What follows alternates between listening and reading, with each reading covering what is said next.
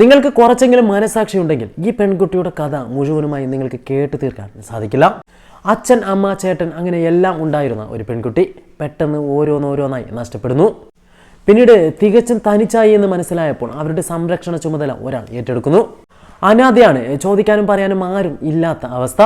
പിന്നീട് ആ പെൺകുട്ടിക്ക് സംഭവിച്ചത് കേട്ടാൽ തീർച്ചയായിട്ടും കുറച്ചെങ്കിലും മനസ്സലിവുള്ള ഒരാൾക്ക് സഹിക്കാൻ പറ്റാവുന്നതിലും അപ്പുറമായിരിക്കും.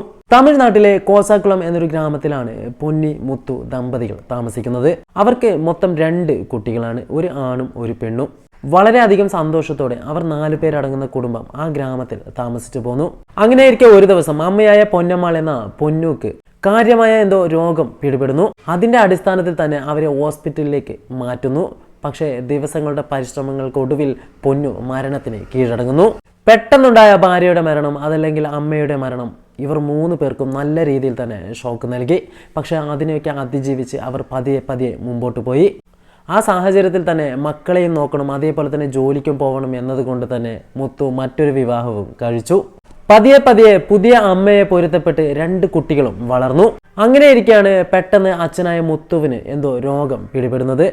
അധികം താമസിയാതെ അമ്മയെ പോലെ തന്നെ മുത്തുവും മരണത്തിന് കീഴടങ്ങുന്നു. ആ സമയത്ത് മക്കളുടെ പ്രായം എന്ന് പറയുന്നത് 14ഉം 11ഉം വയസ്സായിരുന്നു. മൂത്ത മകന് 14ഉം ഇളയ മകൾക്ക് 11 വയസ്സും. പെട്ടെന്നുണ്ടായ അച്ഛൻ്റെ മരണം തീർച്ചയായിട്ടും ആ 2 പേരെയും തളർത്തി. ഇനി ഞങ്ങൾക്ക് ആരുമില്ല എന്ന തോന്നൽ വന്നെങ്കിലും രണ്ടാനമ്മ ഉണ്ടല്ലോ എന്ന ആശ്വാസം കൂടി അവർക്ക് ഉണ്ടായിരുന്നു. പക്ഷേ രണ്ടാനമ്മയെ സംബന്ധിച്ചിടത്തോളം സ്വന്തമായി കുട്ടികളൊന്നും തന്നെ ഇല്ലാത്തത് കൊണ്ട് ഇനിയൊരു വിവാഹത്തിന് താല്പര്യമുള്ള സ്ത്രീ ആയിരുന്നു. ആ സമയത്ത് ഇവർ 2 പേരെയും ഒപ്പം ചേർത്താൽ തൻ്റെ ജീവിതവും അവതാളത്തിലാവുമെന്ന് മനസ്സിലാക്കിയ ആ സ്ത്രീ ഇവർ 2 പേരെയും ഉപേക്ഷിച്ച് സ്വന്തം വീട്ടിലേക്ക് പോകുന്നു. ശരിക്കും ആ വീട്ടിൽ തനിച്ചാക്കപ്പെട്ടു 2 കുട്ടികളും.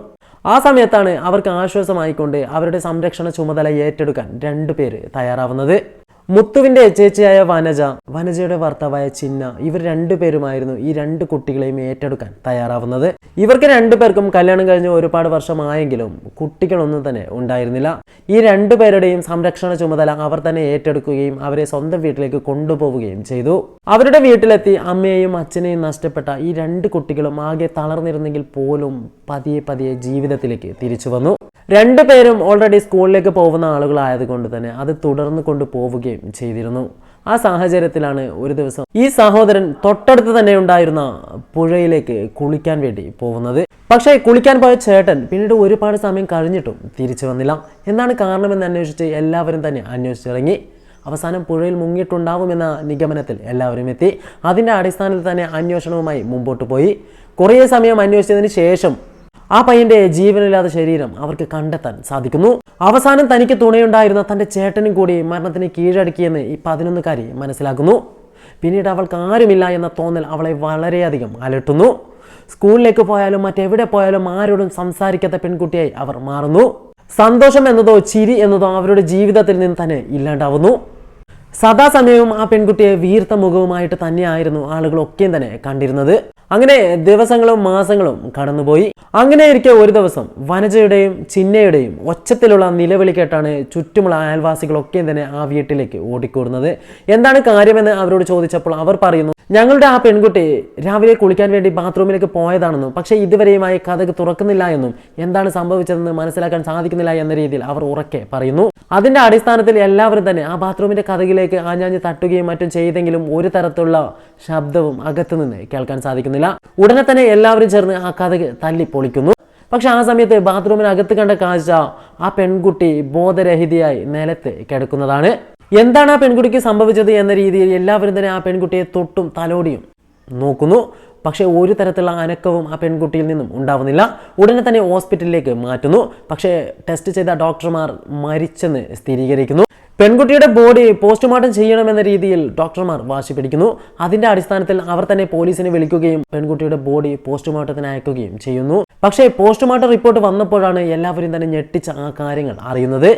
കഴിഞ്ഞ 6 മാസത്തോളമായി ആ പെൺകുട്ടി നിരന്തരമായി ലൈംഗിക ബന്ധത്തിന് ഇരയാകുമായിരുന്നു. അതോടൊപ്പം തന്നെ ആ പെൺകുട്ടിയുടെ പ്രൈവറ്റ് പാർട്ട് അടക്കം പൊട്ടിയിരുന്നു. ശരിക്കും എന്താണ് സംഭവിച്ചത് എന്ന രീതിയിൽ കൃത്യമായ രീതിയിൽ തന്നെ പോലീസ് അന്വേഷിക്കുന്നു. പെൺകുട്ടിയുടെ സംരക്ഷണ ചുമതലയുണ്ടായിരുന്ന വനജയെയും ചിന്നപ്പനെയും പോലീസ് ചോദ്യം ചെയ്യുന്നു. അവർ ഞങ്ങൾക്കൊന്നും അറിയില്ല, ഞങ്ങൾ സ്നേഹത്തോടെ ആയിരുന്നു ആ പെൺകുട്ടിയെ നോക്കിയത് എന്ന രീതിയിലൊക്കെ തന്നെ കാര്യങ്ങൾ പറയുന്നു. പല വഴിക്കും പോലീസ് അന്വേഷിക്കുന്നു. പക്ഷെ ഒരു തരത്തിലുള്ള റീപ്ലൈകളും ആർക്കും തന്നെ ലഭിക്കുന്നില്ല. അങ്ങനെ പലതരത്തിലും പല വഴിക്കും പോലീസ് അന്വേഷണവുമായി മുമ്പോട്ട് പോകുന്നു. അങ്ങനെ ഇരിക്കെയാണ് ഈ പെൺകുട്ടി മരണത്തിന് ശേഷമാണ് ബാത്റൂമിലേക്ക് കൊണ്ടിട്ടതെന്നും അത് മേൽക്കൂര വഴിയാണ് ഡെഡ് ബോഡി അകത്തേക്ക് കടത്തിയത് എന്ന രീതിയിലുള്ള സംശയം പോലീസിന് ഉണ്ടാവുന്നത്. അതിന്റെ അടിസ്ഥാനത്തിൽ തന്നെ വനജയെയും ചിന്നപ്പനെയും വീണ്ടും ചോദ്യം ചെയ്യുന്നു. രണ്ടുപേരെയും മാറ്റി മാറ്റി ചോദ്യം ചെയ്തപ്പോൾ അവരിൽ നിന്നും വ്യത്യസ്തമായ മൊഴികളാണ് ഉണ്ടായത്. അതിന്റെ അടിസ്ഥാനത്തിൽ തന്നെ ഇവർക്ക് കൃത്യമായ പങ്ക് ഈ പെൺകുട്ടിയുടെ മരണത്തിൽ ഉണ്ടെന്ന് മനസ്സിലാക്കിയ പോലീസ് അവരെ ക്രൂരമായ രീതിയിൽ തന്നെ ചോദ്യം ചെയ്യലിന് വിധേയനാക്കുന്നു. ആ സമയത്ത് അവർ രണ്ടുപേരും ആ പെൺകുട്ടിക്ക് സംഭവിച്ച കാര്യങ്ങളൊക്കെ തന്നെ തുറന്നു പറയുന്നു. ആ പെൺകുട്ടിയുടെ അച്ഛൻ്റെയും അമ്മയുടെയും മരണത്തിന് ശേഷം അനാഥമാക്കപ്പെട്ടപ്പോൾ അവരെ ഇവർ രണ്ടുപേരും ഏറ്റെടുക്കുന്നു.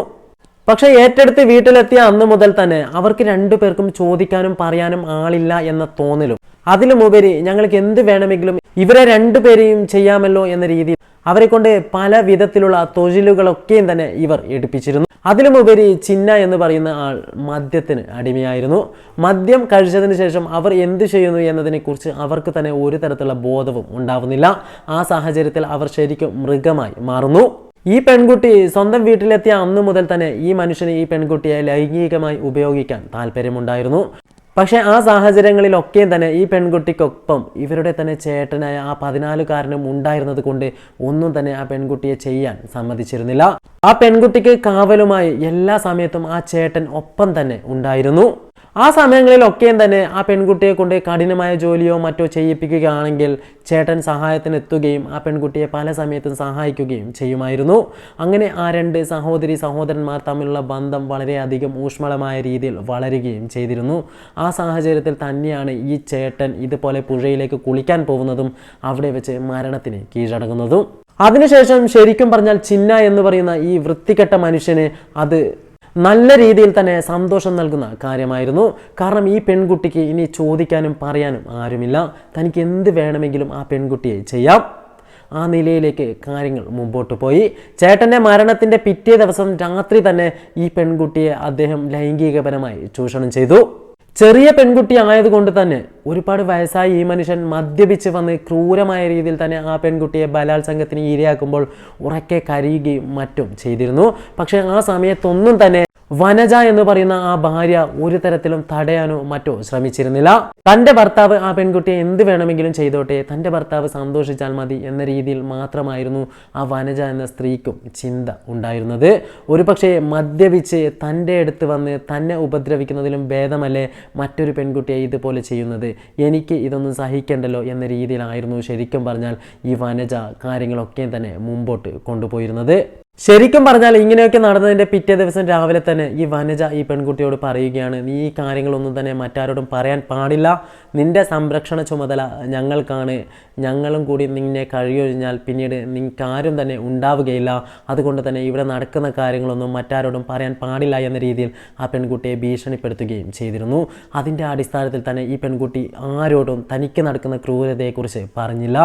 ഈ രണ്ടുപേരും ഈ പെൺകുട്ടിയോട് എന്ത് പറയുന്നു എന്ത് ചെയ്യുന്നു അതൊക്കെ തന്നെ സഹിച്ച് ഒരുപാട് ദിവസങ്ങൾ മുമ്പോട്ട് പോകുന്നു. രാത്രി കാലങ്ങളിൽ ഈ മനുഷ്യൻ മദ്യപിച്ച് വന്ന് എല്ലാ ദിവസവും തന്നെ ആ പെൺകുട്ടിയെ ക്രൂരമായ രീതിയിൽ ബലാത്സംഗത്തിന് ഇരയാക്കുന്നു. ഓരോ ദിവസവും രാത്രി എത്രമാത്രം ഭയത്തോടെ ആയിരിക്കും ആ പെൺകുട്ടി ജീവിച്ചിട്ടുണ്ടാകുക. തനിക്ക് ഈ കാര്യങ്ങളൊന്നും തന്നെ ആരോടും പറയാൻ പറ്റാത്ത അവസ്ഥ, അതല്ലെങ്കിൽ ഈ കാര്യങ്ങളൊന്നും പറയാൻ തനിക്ക് ചുറ്റും ആരുമില്ല. ഇപ്പോഴത്തെ കേരളത്തിലെ സ്കൂളുകൾ പോലെ എല്ലാ കാര്യങ്ങളും ചോദിച്ച് മനസ്സിലാക്കുന്ന ടീച്ചേഴ്സൊന്നും ആയിരുന്നില്ല അവിടെ ആ സമയത്തൊക്കെയും തന്നെ ഉണ്ടായിരുന്നത്. അതിൻ്റെ അടിസ്ഥാനത്തിൽ തന്നെ ഇവർ കുട്ടികളുമായി കൂട്ടുകൂടുകയോ അതല്ലെങ്കിൽ ടീച്ചേഴ്സിനോട് കാര്യം പറയുകയോ ഒന്നും തന്നെ ചെയ്യാതെ ഒറ്റപ്പെട്ട് സദാസമയവും കണ്ണീർ വാർത്ത മാത്രമായിരുന്നു സ്കൂളുകളിലടക്കം ഈ പെൺകുട്ടിയെ കണ്ടിരുന്നത്. പക്ഷേ ആ സമയത്ത് ആരും തന്നെ ഇവർ രാത്രി കാലങ്ങളിൽ അനുഭവിക്കുന്ന അതല്ലെങ്കിൽ ഇവർ വീട്ടിൽ അനുഭവിക്കുന്ന ഈ ക്രൂരതയെക്കുറിച്ച് അറിഞ്ഞിരുന്നില്ല. അങ്ങനെ ദിവസങ്ങൾ ഒരുപാട് മുമ്പോട്ട് പോയപ്പോഴാണ് ഒരു ദിവസം നല്ല രീതിയിൽ മദ്യപിച്ച് വളരെ ദേഷ്യത്തോടെ ആയിരുന്നു ചിന്ന വീട്ടിലെത്തുന്നത്. അന്ന് രാത്രിയും ഈ പെൺകുട്ടിയെ ക്രൂരമായ രീതിയിൽ തന്നെ ബലാത്സംഗത്തിന് ഇരയാക്കുകയും ചെയ്തു. അതൊക്കെയും കഴിഞ്ഞ് അവിടെ തന്നെ കിടന്നുറങ്ങിയ ചിന്ന കുറച്ച് സമയത്തിനകം തന്നെ ഉണരുകയും വീണ്ടും ആ പെൺകുട്ടിയെ ക്രൂരമായ രീതിയിൽ ലൈംഗിക ബന്ധത്തിൽ ഏർപ്പെടാൻ തയ്യാറാവുകയും ചെയ്യുന്നു. മദ്യത്തിന്റെ ലഹരി തലക്ക് പിടിച്ചത് കൊണ്ട് താൻ എന്ത് ചെയ്യുന്നു എന്നതിനെക്കുറിച്ച് അദ്ദേഹത്തിന് ഒരു ബോധവും ഉണ്ടായിരുന്നില്ല. ആ പെൺകുട്ടിയെ രാവിലെ വരെ ആ മനുഷ്യൻ പിച്ച് ചിന്തിക്കൊണ്ടേ ഇരുന്നു. ആ സാഹചര്യത്തിൽ ഉറക്കെ ഉറക്കെ ആ പെൺകുട്ടി നിലവിളിക്കുന്നുണ്ടായിരുന്നു. അവരുടെ നിലവിളി ശബ്ദം പുറത്തേക്ക് കേൾക്കാതിരിക്കാൻ വേണ്ടി അവരുടെ വായും മൂക്കും ഒന്നടങ്കം പൊത്തിപ്പിടിക്കുകയും ചെയ്യുന്നു. അവസാനം ശ്വാസം കിട്ടാതെ ആ പെൺകുട്ടി ഇവരുടെ ഹിംഗിതത്തോടൊപ്പം തന്നെ മരണത്തിന് കീഴടങ്ങുകയും ചെയ്യുന്നു. തൻ്റെ കാര്യങ്ങളൊക്കെയും കഴിഞ്ഞ് രാവിലെ കുറച്ചെങ്കിലും ബോധമുണ്ടായതിനു ശേഷം ആ പെൺകുട്ടിയെ നോക്കിയപ്പോഴാണ് ശരിക്കും ആ പെൺകുട്ടി മരണപ്പെട്ടിരിക്കുന്നു എന്ന സത്യം ഇവർക്ക് മനസ്സിലാവുന്നത്. ആ സമയത്ത് ഓടിപ്പോയ ചിന്ന തൻ്റെ ഭാര്യയോട് കാര്യം പറയുകയും ഇനി എന്താണ് ചെയ്യുന്നത് എന്നതിനെക്കുറിച്ച് രണ്ടുപേരും ആലോചിക്കുകയും പിന്നീട് അവർ രണ്ടുപേരും ചേർന്ന് ഒരു തീരുമാനത്തിലെത്തുകയും ചെയ്യുന്നു. അങ്ങനെ ആ പെൺകുട്ടിയെ ബാത്റൂമിൽ കൊണ്ടിടുകയും അതിനുശേഷം ബാത്റൂമിൻ്റെ അകത്ത് നിന്ന് ഡോറിന് കുറ്റിയിട്ടതിന് ശേഷം ബാത്റൂമിൻ്റെ തന്നെ മേൽക്കൂരയിലൂടെ പുറത്തേക്ക് വരികയും പിന്നീട് അത് അറിയാത്ത രീതിയിൽ തന്നെ യഥാസ്ഥിതിയിലേക്ക് മാറ്റുകയും പിന്നീട് പുറത്ത് വന്ന് ഉറക്കെ നിലവിളിക്കുകയും ചെയ്യുകയായിരുന്നു. ആ സാഹചര്യത്തിലാണ് ആളുകളൊക്കെയും തന്നെ ഓടിക്കൂടുന്നതും ഇവരെ ഹോസ്പിറ്റലിലേക്ക് എത്തുന്നതും പിന്നീട് ഈ സംഭവ വികാസങ്ങളൊക്കെയും തന്നെ സംഭവിക്കുന്നതും. എന്തു തന്നെയായാലും ആ ക്രൂരയായ രണ്ടുപേരും ഇന്ന് അതിനെക്കുറിച്ചുള്ള ശിക്ഷ അനുഭവിക്കുന്നുണ്ട്. പക്ഷേ എത്ര തന്നെ ശിക്ഷ അനുഭവിച്ചാലും ആ പെൺകുട്ടി ആ മാസങ്ങൾ കൊണ്ട് അനുഭവിച്ച ക്രൂരത എത്രമാത്രം വലുതായിരിക്കും. ഒരു കാര്യവും മറ്റൊരാളോട് പറയാൻ പറ്റാതെ തൻ്റെ ജീവിതത്തിൻ്റെ ഓരോ ദിവസവും ആ പെൺകുട്ടി എത്രമാത്രം ക്രൂരമായ രീതിയിലായിരിക്കും തള്ളി നീക്കിയിട്ടുണ്ടാവുക. ആ പെൺകുട്ടി അനുഭവിച്ച ക്രൂരത കേട്ട് ആ കേസ് പരിഗണിക്കുന്ന ജഡ്ജ് പോലും കരഞ്ഞു പോയിട്ടുണ്ടെങ്കിൽ എത്രമാത്രം ക്രൂരമായിരിക്കും ആ പെൺകുട്ടി അനുഭവിച്ചിട്ടുണ്ടാവുക.